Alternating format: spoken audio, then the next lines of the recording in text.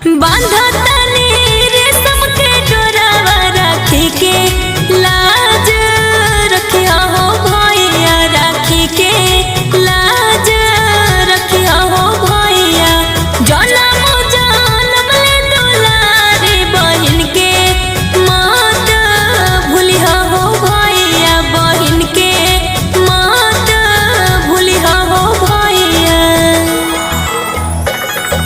करतानी तोहरा से वादा बांधा रेशम के डोरवाए बहिनी, बांधा रेशम के डोरवाए बहिनी। जब तक जियब न गिरे देह अखिया से तोहर लोरवाए बहिनी, अखिया से तोहर लोरवाए बहिनी।